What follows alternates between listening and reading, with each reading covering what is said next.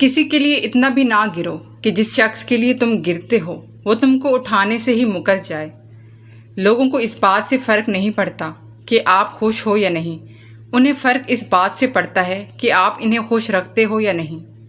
رشتوں کو بھی اس طرح بچا لیا کرو، کبھی مان لیا کرو، کبھی منا لیا کرو۔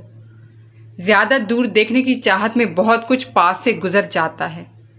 اگر کوئی آپ سے مانگے تو دے دیا کرو، شکر کرو خدا نے تمہیں دینے والوں میں رکھا ہے، مانگنے والوں میں سے نہیں۔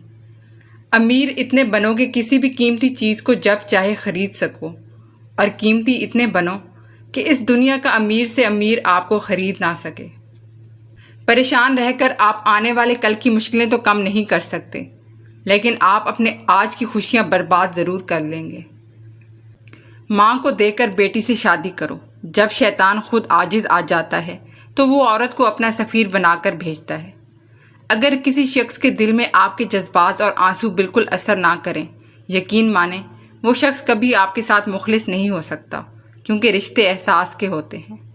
میں نکاح سے پہلے ہونے والی محبت کو بھی حرام نہیں مانتا۔ جانتے ہو کیوں؟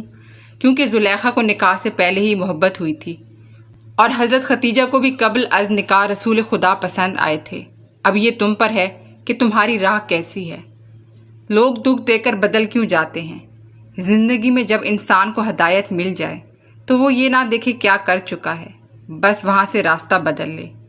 انسان کا اپنے دشمن سے بدلہ لینے کا سب سے بہترین طریقہ یہ ہے کہ وہ اپنی خوبیوں میں اضافہ کرے۔ اس عورت کو مرد چاہ کر بھی نہیں چھوڑ سکتا جو اپنی 3 چیزیں ختم کر دے: اپنی انا، اپنا غصہ اور اپنا نکما پن۔ رزق کی خاطر لباس گندا کرنا ضمیر گندا کرنے سے بہتر ہے۔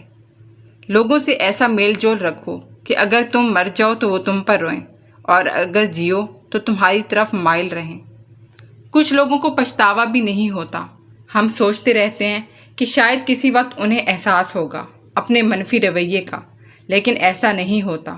یہ پچھتاوے بھی ظرف والوں کے لیے ہوتے ہیں۔ بے حس لوگوں کے پاس صرف اپنا آپ ہوتا ہے۔ زندگی میں کبھی کسی کو قصوروار نہ ٹھہراؤ، کیونکہ اچھے لوگ خوشیاں لاتے ہیں اور برے لوگ تجربہ۔ جو شخص تم سے سچا پیار کرتا ہوگا وہ تم سے کبھی نہ کبھی 2 باتیں ضرور پوچھے گا۔ پہلی بات یہ کہ میری تمہاری زندگی میں کتنی اہمیت ہے۔ دوسری بات، مجھ سے پہلے تمہاری زندگی میں کوئی تھا یا نہیں۔ جب آپ کا دل عجیب سی کیفیت میں مبتلا ہو یا گھبراہٹ اور اداسی محسوس ہو رہی ہو تو سمجھ جانا کہ آپ کا چاہنے والا آپ کو ٹوٹ کر یاد کر رہا ہے۔